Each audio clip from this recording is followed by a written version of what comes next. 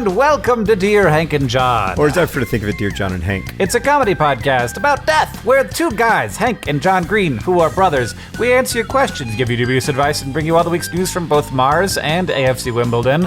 Hey, John, how are you? Well, Hank, I'm just back from a long bike ride, and I seem to have injured myself in the seat area, I would say, broadly speaking. The sort of... I guess if it were up in my privates, if you will. I like the idea that the seat is a part of the body that is the part of the body that sits on the seat. So you put your seat on the seat. And everything that touches the seat is the seat. That is my theory. And that whole part hurts. So I'm just trying to not focus on it too much. Hank. What? Hank. What? Do you remember in our last episode, or maybe a couple episodes ago, I don't know when it happened. Uh-oh. Do you remember that you said that you were going to burn all the copies of a book? Oh, God. Yeah. Because it talked about how pythons lay eggs, and of course you knew that pythons didn't lay eggs because they gave live birth. Well, Hank, we got, really for the first time, corrections to a mistake you made. It's so rare on Dear Hank and John. Boy. I'm just gonna highlight one out of many because it turns out you could have just Googled this. There's tons of pictures of it. This one comes from Ishmael, who writes, Dear John and Hank, I could not help but notice a glaring error near the beginning of the latest episode. Yeah. Approximately 2 minutes into the episode, Hank describes a passage from a children's book that mentions a mother python and her hatchling. Yep. And Hank says pythons give live birth and don't have hatchlings. That's incorrect. Pythons do indeed lay eggs. It's almost like Hank should trust what's in books instead of what's in his mind. That wasn't from Ishmael. That was from me. It's true. Boas give live birth. Okay, well, that's not an but pythons. We weren't talking about boas. I know. I'm aware. It's just I'm explaining how I got confused. All right. Well, I am delighted. I am absolutely delighted by this situation. No, I bet. I mean, frankly, the only reason it hurt so bad is that I spent so much time whining about it. Oh, yeah. I know. So just never whine, I guess, is the solution to that problem. Yeah. Thanks for starting with that, John. Oh, it's my pleasure. Did you not have a poem? Oh, I do. I have one. It's a haiku by Kobayashi Isa. Okay, hit me. Everything I touch with tenderness, alas, pricks like a bramble. Dang. Now, it's hard out there. It's hard out there for Kobayashi Isa and other haiku writers. A lot of suffering. Man, yeah. A lot of disappointment when you try for the tender touches, Hank. Sometimes you find that it just comes with a bramble. Yeah, I tried to tenderly touch live birth python babies, but it just hit that hard eggshell. That's my poem for the day. Hank, I'm really excited to get to the questions from our listeners. We got some great questions this week, and we did. This is my favorite one. Okay. So can we start there? Mm-hmm. All right. We've also got some great sign-offs this week, some great name-specific sign-offs. This question comes from April, who writes, Dear John and Hank, I deliver babies for a living. And as you probably know from experience, human babies are wonderful and amazing, but not always cute. This is especially true in the beginning when they're purple and wrinkly. I know it gets better, but sometimes new parents are a little shocked by their offspring's appearance. My Dutch mom has a saying for this problem, which basically translates as, ugly in the cradle, but pretty at the table.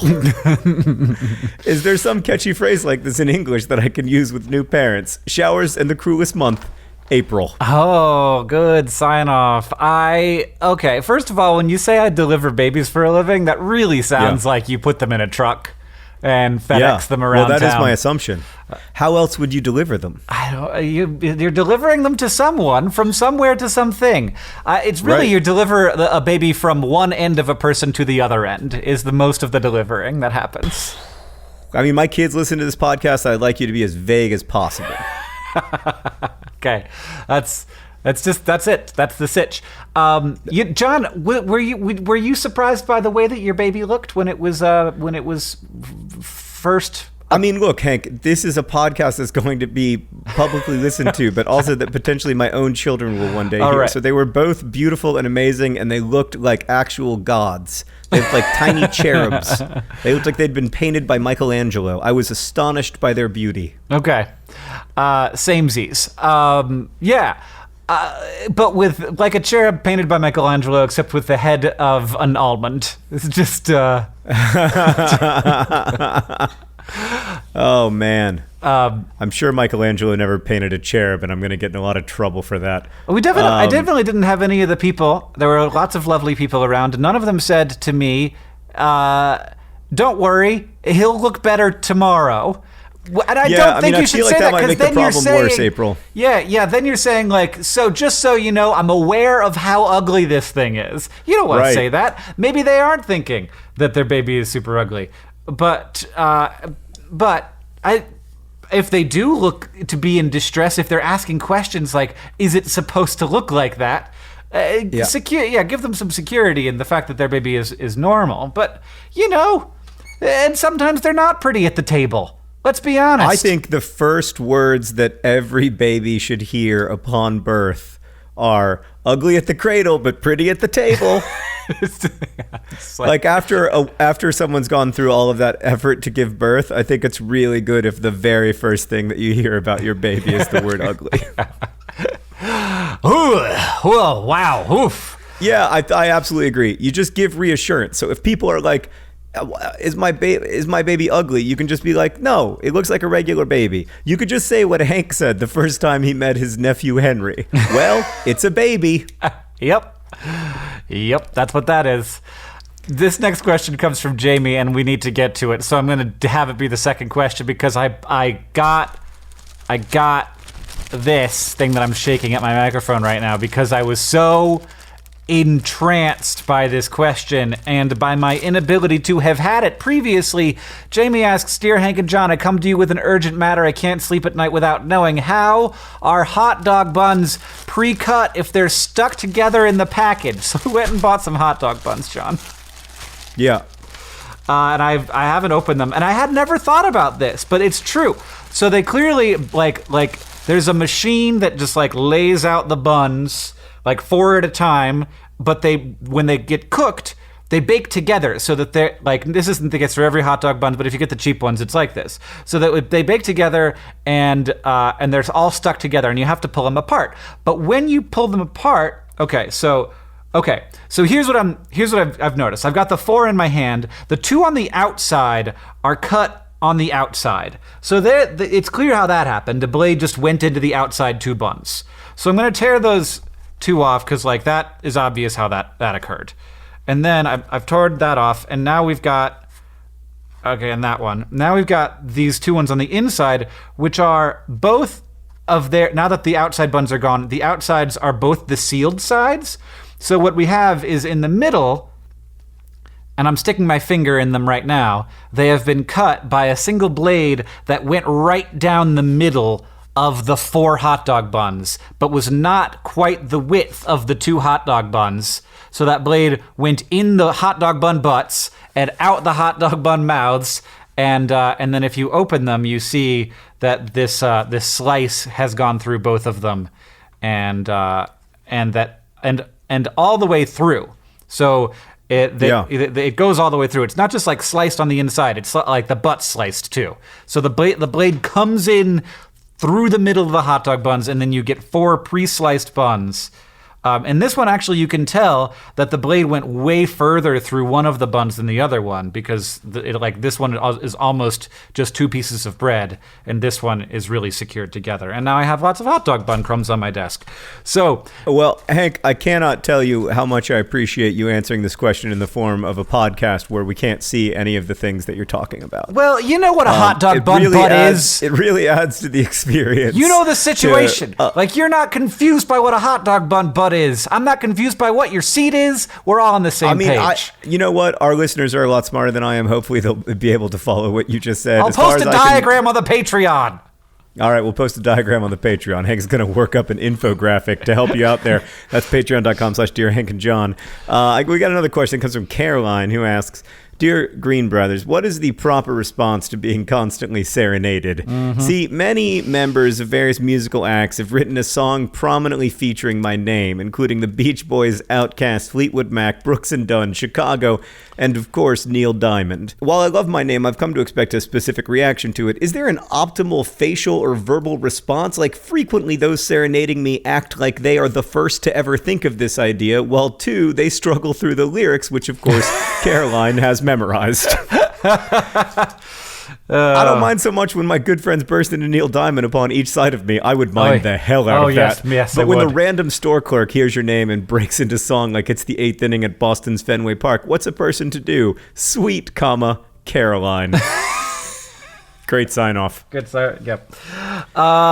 Boy, first of all, I want to say that last night, laying in bed, I Googled that indeed, it's not touching hands. It's oh God, please stop. Please. Reaching out. Like, not only is it you singing, which you said you wouldn't do anymore, but it's you singing this song. Sweet Caroline. Don't do it. No. I'm sorry, what was the question? Oh my God. Catherine hates the bop bop bas so much. She hates them so much. To me, it's not even Sweet Caroline without the bop bop bas. It's just like, don't bop bop ba. There's hordes there doing it. And why does everybody say so good? That's not even in the song. It's so good. It's because the song is so good. I'm sorry, what were we talking about? What was your answer? I was saying that I spent a little time and I Googled that indeed, like, I didn't know Outkast had a song about Caroline, or that Brooks and Dunn did. I didn't even know what Brooks and Dunn was. But there's a lot of songs about Carolines, and that is a kind of blessing. But my guess is that all you hear is Sweet Caroline. You don't hear people like burst out into Outkast, and if you did, you'd probably be like, oh, thank the Lord for not singing Sweet Caroline right now. A little bit of variety in my life is fantastic. But there's something I think in particular about Caroline where you immediately, that song stuck in your head, because it's somehow become so ingrained in culture, thanks, I think, largely to Red Sox fans, but... No, it's before Red Sox fans. I don't know, man. Hank, I just want to point something out real quickly, which is that Caroline doesn't even mention the best song about her name. Oh, my gosh. Which is the Old Crow Medicine Show song, Caroline, which Sarah and I almost had as our first dance at our wedding until we realized that it is about a brother and a sister. But it is a great song. It is worth looking up. Caroline by Old Crow Medicine Show. A total winner for your name. I do think that this would be difficult. Most blessings, Hank, are complicated blessings, and being named Caroline is certainly one of them. I think that I would just... when it was a store clerk or something, I think I would just say, you know what? I'm familiar with that bit. Nope, deeply disagree. Because you don't want to make some stranger like have a less good day.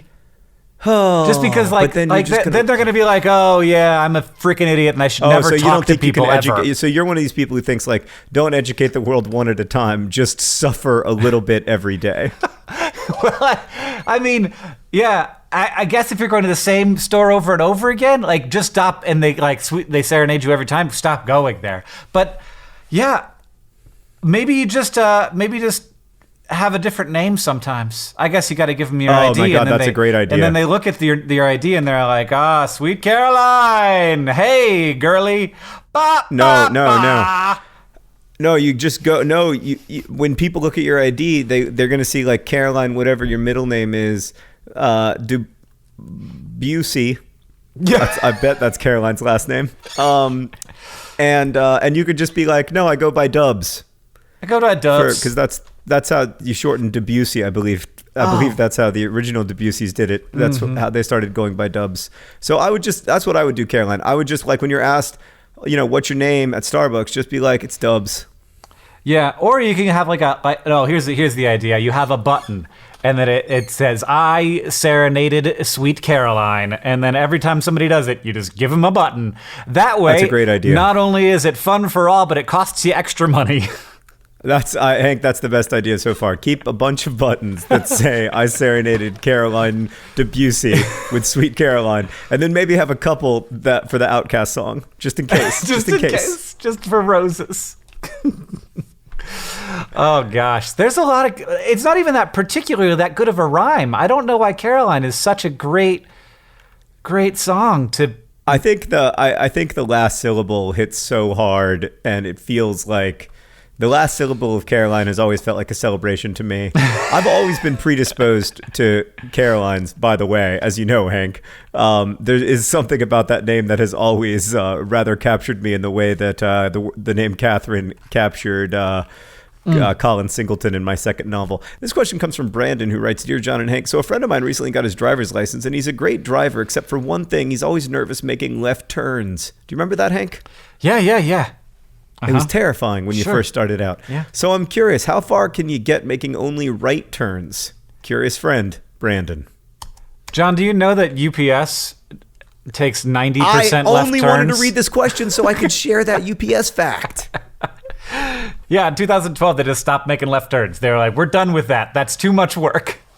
Well, they figured out that it was more fuel efficient to make 3 right turns, not every time, but most of the time, than it is to make 1 left turn. And so in certain big city situations, the GPS just says to make 3 right turns. So, Brandon, I think that that's no problem. I have no issue if your buddy wants to treat the world like a UPS driver and just do 3 rights instead of 1 left. Just go around and well, they also nice thing about being a UPS driver is you got software that's planning your route for you. So you got to go everywhere anyway. So there's got to be a way to get there by making a bunch of right turns. But they do make left turns sometimes. But 90% of the turns they make are right turns. My longtime mentor, Eileen Cooper, who, is not a young person and has probably been driving for, I don't know, I'm going to say 30 years so she doesn't get mad at me. Eileen has never makes a left turn. She has a strict policy that if she's going to have to make a left turn in a drive, then she's just going to take the train. So your friend is not alone. UPS drivers and Eileen agree. Right turns are the way forward. Practice makes perfect, John. This next question comes from Valerie, who asks, Dear Hank and John, earlier this year I got accepted to my first choice university program as the start of the fall. As the start of the fall semester gets nearer, I think that I'm going to start getting cold feet. So I guess my question is it normal to feel extremely unqualified going into university? I know that I got into the program and that I earned my place in the program, but I can't shake this feeling. Hiding in the freezer to avoid summer melt. Valerie. Yeah, I mean, by the way, Valerie, I think that feeling may accompany you through the rest of your life. Yeah, just get used to this one. It has accompanied me through my entire life, where I have always felt like a complete imposter and I am not qualified to be doing the things that I'm doing, and that at any moment the world is going to figure that out, and the public shame that will befall me will be unlike anything that any human has ever experienced. Wow. Well, hopefully it's not that bad. But John has a gift for hyperbole, but also for anxiety. So who knows which one it is? It's true. A little bit of both. Remember that woman who made the extremely inappropriate tweet about HIV infection in sub-Saharan Africa right before getting on an airplane, and by the time she landed, she'd been fired from her job, and her husband had divorced her, and all of her children had disowned her, and she was a pariah on the social internet? Yeah. I think about that every time I write a tweet. And then I remind myself, okay, well, but this tweet isn't horrible. So, probably nothing bad is going to happen because I'm not saying something that's, terrible and lamentable. But the truth is, all of us make mistakes, Valerie, and at any moment, the public could come for you and destroy your reputation. What was the question? I have a huge problem. We're going to get back to you, Valerie, I promise. But I have a problem where, if I post something even a little bit controversial, I have to check 5 minutes, 15 minutes, half an hour, to make sure that I didn't do something super wrong, or that I'm not right, or that something that you wrote wasn't taken out of context, or that it wasn't hurtful in a way that you didn't anticipate. Right. Yes. Yeah, and like that's a lot of work for a freaking tweet. Anyway, I mean, the internet has become, I think, for most of us, a place that does not relieve anxiety necessarily. That's for sure. But back to Valerie's question. Yeah, I think it's really easy to be anxious about something that you aren't doing yet. The worst part for me of any time I'm gonna perform is sitting backstage waiting to perform, and that's where you're at right now, and that's where a lot of people were at until just now, basically. So it's very likely that Valerie's at school now, but that like not knowing how it's gonna be and imagining all the ways that it could go wrong, that is in part like your brain preparing you for a new experience, but it's also like you can't control it, and so it's just unpleasant. Focusing on like achievable objectives that are like, okay, well, I'm going to go to school. Here's something I can do to make myself a better person in the meantime, or like once you are there, you're still going to be feeling this, but in different ways. There's always this sort of like the next thing that you're worrying about.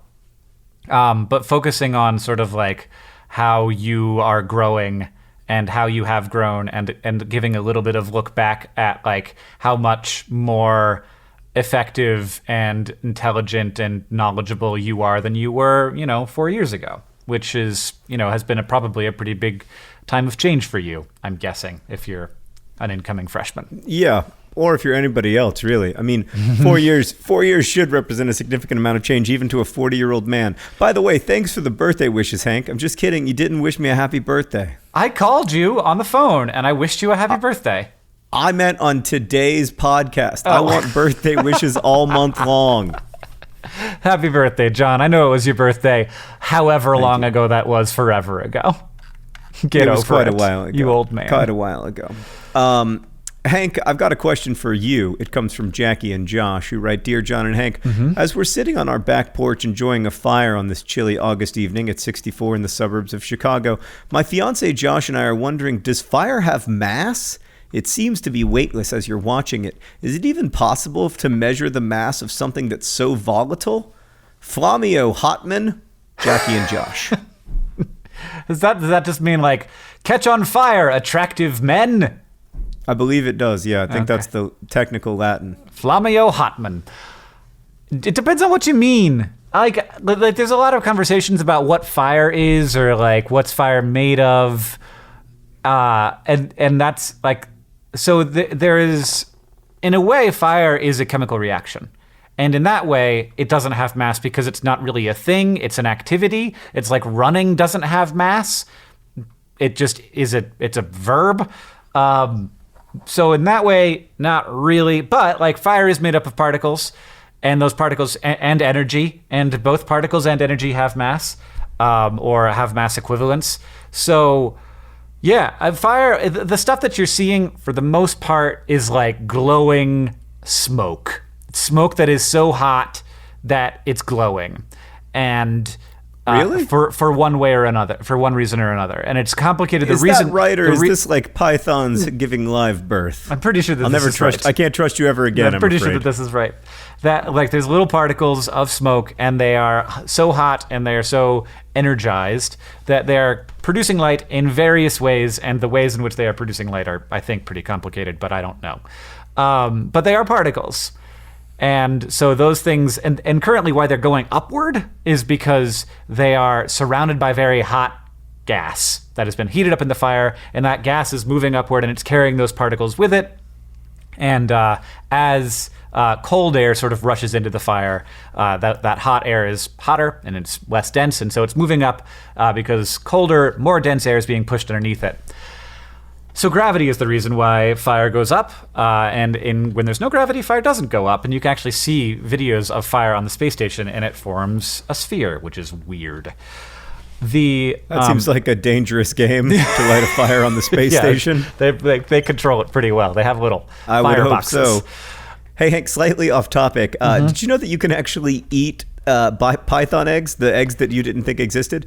They're about twice the size of a chicken egg, and they have more yolk in proportion to white than a chicken egg does, and a stronger, richer taste. But other than that, there's not much difference. People love eating python eggs. I'm looking at some python egg recipes right now. Wow. I mean, how often do pythons lay eggs, and can you just farm pythons for eggs? You don't know the answer. Why? No, as far as I can tell, Hank, people only raise pythons to eventually release them into the Everglades to create a non-native invasive species that can go to war with alligators. That's my understanding. That's good. This one comes from the siblings Crowell, who write, Dear John and Hank, recently my sister and I went to our local hipster mall. What? I'm sorry. There's a hipster mall? What? Do you shop for hipsters? Yeah, I'm surprised to learn that there is such a thing as a hipster mall. The malls near me still all have Spencer Gifts inside of them. To our local hipster mall to catch a screening of Rushmore. Even more surprising. Wow, yeah. Both of us have been longtime listeners of the pod, and we both thought the recommendation of the film was too great to pass up. We enjoyed the film thoroughly, but found ourselves in profound anticipation of the quote, I ain't even here, Sergeant, I'm in Cheyenne, Wyoming. Much to our surprise, it wasn't even a quintessential instance in the movie as a whole. While we have since made peace with being misled with what we thought was the most iconic quote in Rushmore, how could one make peace with being misled by those we look up to? Che Cavolo Ste Facendo, the siblings Crowell. I hope you guys didn't just make me curse in Latin. How did you mislead people? You said there was a quote in a movie, and then there was a quote in a movie. To me, the whole thing that makes Rushmore great is that many of the best lines are not presented with like, and now we will cut the music so that the character can say a line and then like CSI Miami style put their sunglasses on. Like, I love that there are so many great little lines in that movie that you might not even notice till your second or third viewing. I apologize if I made it seem like it's a critical moment in the movie. It's not. Like, it's a play within a play moment, but I love that line. I love that line. So I can't really apologize because I'm not really sorry, because I think that's what makes Rushmore so great, but it does have some other great lines for sure. And don't worry, the next time that I'm working on a book, I'm sure that I will quote all of them to Hank while we are potting. I really need to watch this Rushmore movie, John. I assume that it is about the president's murder mystery. Oh my God. South Dakota. How can... Okay, so there's the most amazing thing in the movie. I think I've even told you this before. The most amazing thing in the movie happens very early on, where the Bill Murray character says to Max Fisher, "What's the secret, Max?" And Max says, "The secret?" And Bloom says, "Yeah, you seem to have it pretty figured out." And Max says, "The secret? I don't know. I guess you've just got to find something you love to do and then do it for the rest of your life. For me, it's going to Rushmore." And like the idea that like Max Fisher has figured out his passion, but it's going to this one particular high school it's just perfect. Okay. That does sound good. I would like to have a passion. I have many. I would like to have a particular passion. Oh my God. What I wouldn't give for Hank to have one passion. What would that even be like? I see like people who just tweet about one thing, and I'm like, you person who loves this one particular weather satellite, how do I be you?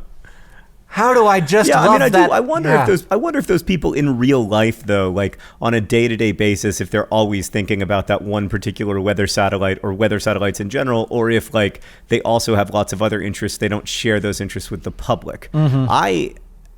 I would like for you to have one driving public-facing interest so that I wouldn't have to have so many jobs being the tail to your many comets. Could my like one public-facing interest just be going on Jamaican holiday? Oh God, that's so obviously the phrase. No, it's not. That was so good. No, nobody it knew. Wasn't. Nobody knew. Everyone knew. Everyone knew. Everybody It forgot. wasn't even close. Everybody forgot there was even a phrase of the week. They didn't even remember the only that way it they existed. didn't know that was the phrase of the week is if they had forgotten that there is a phrase of the week bit that we're doing for a little bit to see if it works, which it probably isn't. We had a phrase of the week, which is Jamaican holiday, but Hank wedged it in there with all of the subtlety of like Donald Trump getting 8/10 of the way through a speech and realizing he hasn't said anything about building the wall. I felt good about it. About it. I think that it's a definite loss. I think it's a definite win for me. But that said, today's podcast is brought to you by Jamaican Holidays. Jamaican Holidays. I actually don't think Hank has ever been on one, but Sarah and I go on one every year. Oh, I didn't know that. Today's podcast is also brought to you by Hot Dog Bun Butts. Get yourself a 4-pack. Put your finger right down in the middle and say, that's how they do it. Hot Dog Bun Butts. And today's podcast is additionally brought to you by the Sphere of Fire on the International Space Station. Yet one more reason not to be an astronaut. And finally, this podcast is brought to you by Python Eggs. Hot, fresh, and tasty. Available at your local Python Egg Eatery.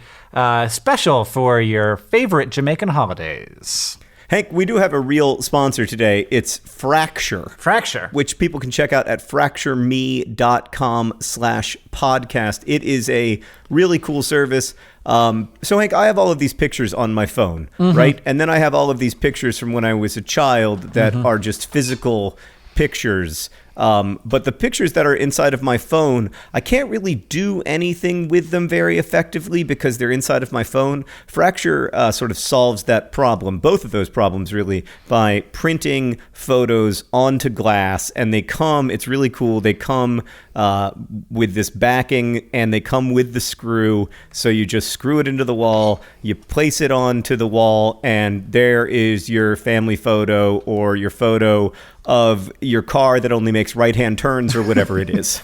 I actually got some Fracture prints that have not arrived yet. After they arrive, we'll probably do another one of these for Fracture. But I have gotten my Fracture prints, and I have to say they are really, really cool. So we have a little wall in our house where we have family pictures and, other stuff like pictures of great grandparents and whatnot. And they look really good there. So they've become part of our collection of family photos. What did you print out in our basement? What did you get printed? Oh, just pictures of the kids. You know. Oh. I got Mars mostly. Are you serious? Well, I got 2 of Mars. I got 1 of Orin. You could have gotten a picture made of anything from Fracture, and you pick. Oh, I know what's. That, Hank, you found your one passion. It goes all the way back to your Mars exploration website when you were 14. It's not your family.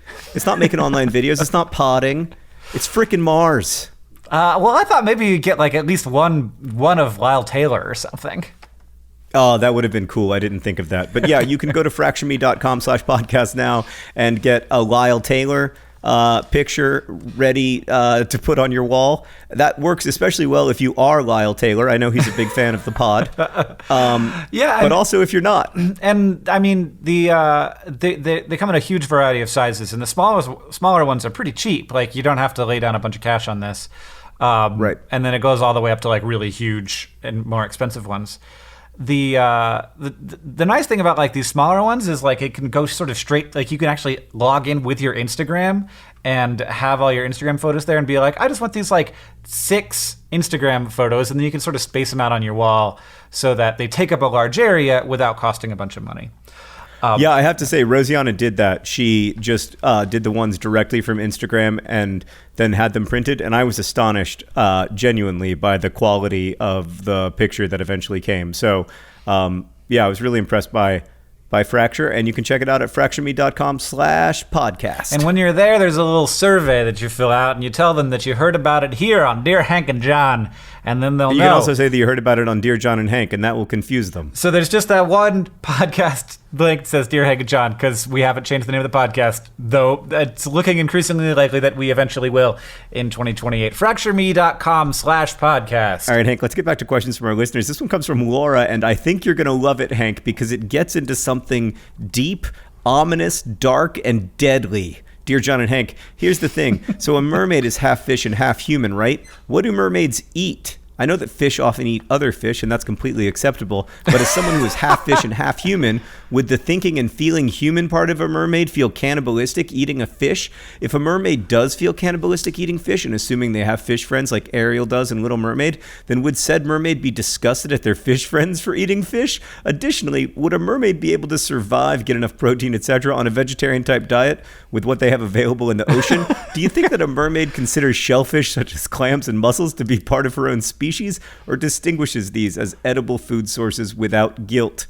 Hank, there are many good questions within this question to unpack, but to me the critical one is, do we make a distinction between species and like order or class or genus when it comes to cannibalism? In short, Hank, was it cannibalism for humans of the Homo sapien species to eat Neanderthals of the other human species? Is that cannibalism if you eat a different species of humans? Because Neanderthals and Homo sapiens did coexist. Would it have been cannibalism to eat them? I mean, so I'm answering this question, but before I do, I gotta say that fish are not as closely related as we are with Neanderthals. Like, there are lots of fish that are much more distantly related than that. So there are a lot of fish, especially when you're talking about shellfish, which aren't even fish. They're mollusks. Right. So that's a totally different thing. But anyway. But like, can a clownfish eat a parrotfish, or are they too tight? Well, I don't think either of those fish eat fish, but... Well, hypothetically, Hank, well, can like a clownfish can a shark eat a shark? Can a great white shark eat a hammerhead shark and be like, no big? And I think yes. I think absolutely yes. No big. But can a member of the Homo sapiens species eat a member of the Neanderthal species and not have it be cannibalism? I think it's not cannibalism, but I still think it's really wrong. Mostly just the killing. It definitely happened. Cannibalism was super common for almost all of human history. Oh yeah. No, I think you think it's wrong. I think mostly the killing is wrong. Like if you come across a dead Neanderthal, I don't know. Mm-hmm. It gives me the willies, that's for sure. Yeah. I've got the willies. Yeah. I don't think it's wrong, Laura. I think that you can eat whatever you want to eat as long as you don't kill it. And if you're going to eat something that did get killed in order for you to eat it, then you should be emotionally and morally ready to have killed that thing. That's basically what I think. But I will say that I think it wouldn't be a problem for a mermaid to be a vegetarian. Like, I think that they could pull that off. Oh, there's so much seaweed, and the seaweed is it's high in protein. Seaweed's got everything in it. Yeah, it's good stuff. Got kelp. But I do a little worry about, like, how do you cook underwater? Because you're definitely everything is sushi if you're gonna be a mermaid. Because and everybody likes sushi, but nobody wants sushi all the time. No, just take it down to one of those deep sea vents where it's hot and weird, and cook it. Just hold it over the vent. I mean, this is a very adventurous hypothetical mermaid that we've got. I mean, the good news is that there are no mermaids. Wait, God, I'll tell you what. If my daughter does listen to this, she's gonna be devastated. Does Alice think there are mermaids? Alice is so funny. The only things that she believes in are leprechauns, which she believes are real in Ireland, no matter how many times I tell her that they are made up and that they are definitely not real. But she'll be like, dragons were never real, Daddy. And I'll be like, that's right. And she'll be like, unicorns are not real. And I'm like, that's right, Alice. And she'll be like, but leprechauns are real. And I'm like, no, they aren't. And she's like, they are in Ireland. And I'm like, no, they're not in Ireland. They're not real anywhere. And then she'll say, and mermaids are real. And I'll be like, yeah. And she'll be like, but very rare. Well, what are we to tell her different? I mean, I don't even know where at some point we're gonna have to break the news. Come from. Did you ever listen to that episode of This American Life where the poor kid whose parents had never quite broken the news about unicorns was at a college party, and they were discussing endangered animals and the effects that humans have had on biological diversity? God. And she asked, "Are unicorns extinct or just endangered?" Maybe the best advice that we can give that young person who's headed off to college is that unicorns were never real. So now you're totally ready for your first year of university. Yeah. Well, now also we have a. Is there like a special label on iTunes for like Alice can't listen to this one? Yeah, it's like the E, 6 and except up. it's just an A. It's just like no Alice's. Because Hank, before we get to the news from Mars and AFC Wimbledon, we have a couple more things to mention. Most importantly, I need to give you an update. You might remember Clara. Remember? Yeah. Clara, who lost her vitally journal. important shared journal on the Greyhound bus. Clara, whose name I was convinced was Clara. I misread the question. Her name was Clara. So I want to first apologize to Clara. Secondly, she wrote in to say, "Dear John and Hank, thank you so much for answering my question. I was ecstatic when I heard it. I wanted to let you know that we found the notebook. Also, I wanted to let you know that John's advice was helpful because I found it in my room." Clara! Come on! Oh, Come man, on. Clara. Clara, you got to look in your room before you call Greyhound. Or Dear Hank and John! No, that's definitely contact your friendly local advice podcast before you call anybody else. We also good got job, some John. name-specific sign-offs that I want to read, Hank. Yeah, yes. We got a great one from Kat, who signs her emails off, "Curiosity hasn't killed me yet, Kat." We got a great one from Tyson, who signs off his emails of Tyson Men. I really like this one from Mary, who signs off, "Eat, drink, and be merry." Oh, it's great. Great. It's gold. It's so good because it works both ways. And someone wrote in that their mother has an amazingly British name-specific sign-off. "The Crown, comma, Jules." I also want to thank Alex for sending in a couple suggestions for my daughter Alice when she's old enough to be writing emails. I very much like the sign-off "with love or malice." This one's from Alice. Good. Not allowed at the Vatican Palace, Alice. What did Alice do? That's probably also going to be true. Hank, is there any way that I could go first? Because I have incredible news. I have the most exciting news that you could possibly imagine. Did you score a point? We scored, Hank, in the last 2 games, AFC Wimbledon scored, wait for it, 6 goals. Goals are possible. They were just saving them Goals up. are us.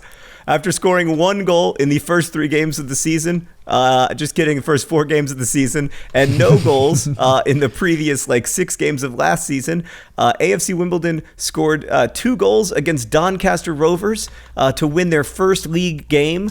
Before that, someone on Twitter had sent me a very mean message. What's the difference between AFC Wimbledon and a triangle? A triangle has 3 points. And that was very mean. And I just want to say that was mean. But you know what? Now AFC Wimbledon has 4 points. 4 league points. That's pretty much all you need to stay up. A critical win against Doncaster Rovers. And I'm really excited about it. It means that AFC Wimbledon are now well out of the relegation places by 1 point. Yeah. Right where we need to be. 4 points after 4 games. And then last night, as we're recording this, the Dons played in the all-important Checkatrade Football League trophy, which is one of these, it's one of the, cup games that isn't about the league. It's like a different competition where all the teams in England play each other. And AFC Wimbledon started a team that can only be described as pretty much all children. In many cases, literally. In many cases, some literal children played, but they played very, very well. They scored 4 goals and won 4-3. Goal scorers included Egli Kaja, Ant Hardigan, who is 17 years old and just signed a professional contract, and Cody McDonald. So very exciting to see the young players from Wimbledon get a chance to play and to play so well. 4-3 victory, 2-0 victory, 2 wins on the trot. The Dons are going up, Hank. Next season, the championship. All right. Or this season. You just got to win more. Yeah, we just have to win a lot. Yeah, we'll see. Gotta win a whole lot. John, you know what a big problem about going to Mars is? Is it that the fuel weighs so much and you need to extra fuel to push the fuel that weighs so much? That is one of the big ones. But a lesser known one is that omega-3 fatty acids are essential oils that, not in the meaning of essential oil that you have heard of, but essential meaning that we can't make them ourselves, but our body needs them, so we have to eat them. and they actually break down over time. They are not stable, and if you try to just put them in a pill, eventually they turn into other stuff. And so basically, the scientists are like, we need to bring something with us that can make these things, and and also in general, when you're going to Mars, you want to save every atom and turn it into something useful. And so that means like when you're peeing, like that pee, you're going to take all the water out of it and you're going to drink that water again. But then you're going to be left with some other stuff, a lot of urea, for example. You want to use that. You want to turn it into something useful. Well, some new research has taken that urea and combining it with carbon dioxide, which is, we exhale it, but it's also, there's lots of it on Mars, and a yeast, as well as a cyanobacteria, which all together can turn urea and carbon dioxide into two different things. One, omega-3 fatty acids, which you could then eat and be like, this is delicious, and I sprinkled it on my toast this morning. Or spread it on my toast, I guess. And the other, like basically polyester, so that you can use that to, it's just a plastic that you can use in like a 3D printer to turn into, whatever the 3D printer needs to make.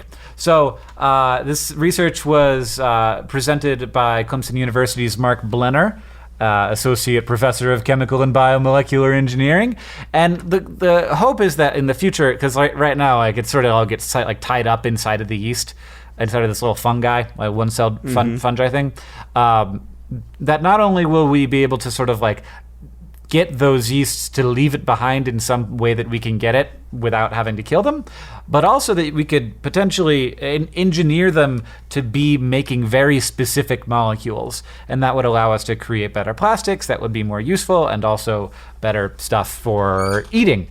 So yeah, we needed some of the nitrogen urea to help make some of those things.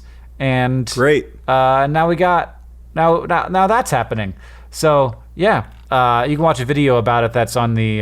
Thank you. It's produced by PBS Digital Studios on the Reactions channel. There's like pictures of like urine sample vials. There's no one peeing.